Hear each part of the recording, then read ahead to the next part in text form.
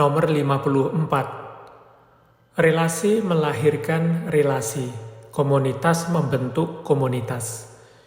Karunia relasi yang terjalin antara dua orang bergerak melampaui interaksi mereka. Pribadi manusia diciptakan untuk berelasi dan hidup berkomunitas. Pada saat yang sama, kesepian dan isolasi menerobos realitas budaya kita, sebagaimana kita alami secara akut selama pandemi COVID-19. Mereka yang membutuhkan teman, terutama yang terpinggirkan, sering beralih ke ruang digital untuk menemukan komunitas, keterbukaan, dan solidaritas dengan orang lain.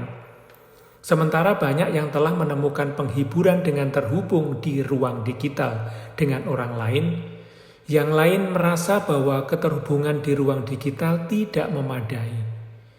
Kita mungkin gagal menyediakan ruang bagi mereka yang ingin terlibat dalam dialog dan menemukan dukungan tanpa mengalami sikap menghakimi atau defensif. Nomor 55. Gerakan perjumpaan ke arah relasi dan kemudian ke komunitas lebih berbicara tentang karunia daripada tentang tantangan budaya digital.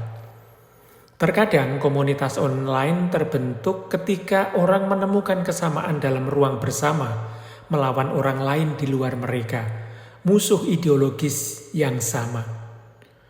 Polarisasi semacam ini menghasilkan suku digital di mana kelompok-kelompok diadu dengan orang lain dalam semangat permusuhan. Kita tidak bisa melupakan kehadiran orang lain, saudara dan saudari, orang-orang yang bermartabat di seluruh garis suku ini. Kita tidak boleh mengkategorikan orang lain untuk memutuskan siapa tetangga saya dan siapa yang bukan. Terserah saya apakah akan menjadi tetangga atau tidak. Keputusan itu milik saya. Terserah saya apakah akan menjadi tetangga bagi mereka yang saya temui atau tidak, yang membutuhkan bantuan, bahkan jika mereka orang asing atau mungkin bermusuhan. Sayangnya, hubungan yang rusak, konflik, dan perpecahan bukanlah hal yang asing bagi gereja.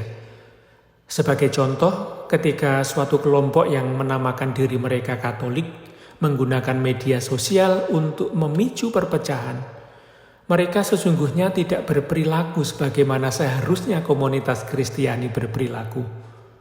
Alih-alih memanfaatkan konflik dan clickbait permusuhan, sikap permusuhan seharusnya menjadi peluang untuk pertobatan, kesempatan untuk bersaksi tentang perjumpaan, dialog, dan rekonsiliasi pada isu-isu yang tampaknya memecah belah.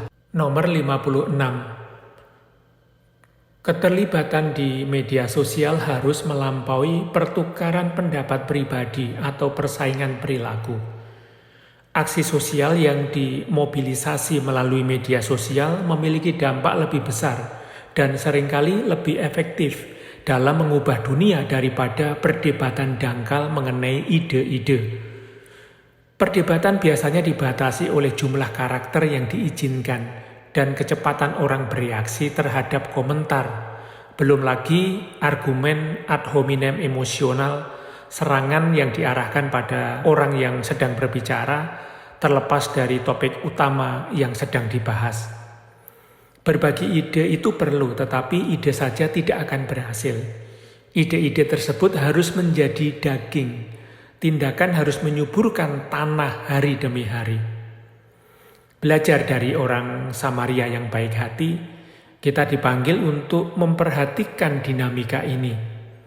Dia tidak berhenti merasa kasihan, bahkan tidak berhenti membalut luka orang asing.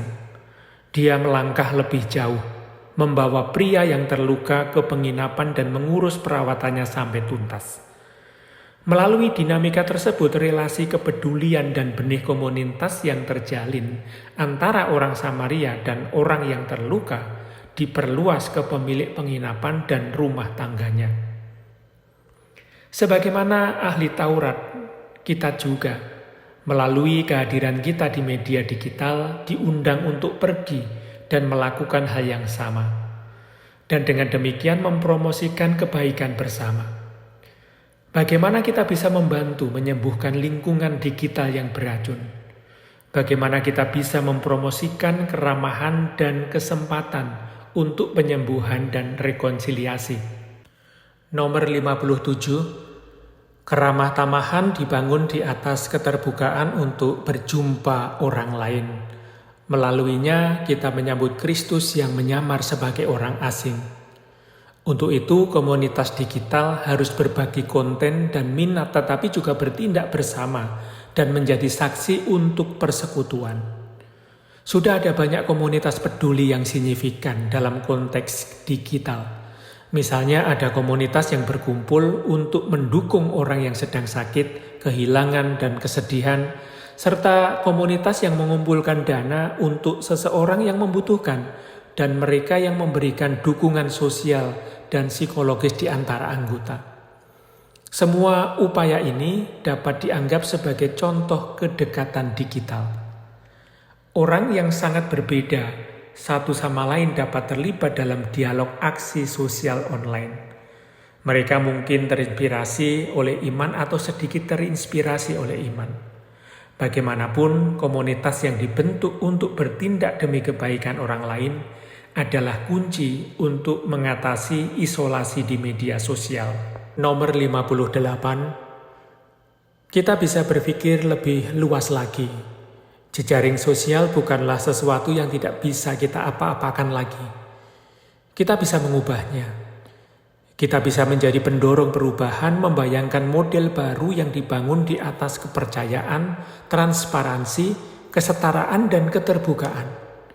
Bersama-sama kita dapat mendesak perusahaan media untuk mempertimbangkan kembali peran mereka dan membiarkan internet menjadi ruang publik yang sesungguhnya. Ruang publik yang terstruktur dengan baik, mampu mempromosikan perilaku sosial yang lebih baik. Oleh karena itu, kita perlu membangun kembali ruang digital sehingga mereka akan menjadi lingkungan yang lebih manusiawi dan lebih sehat.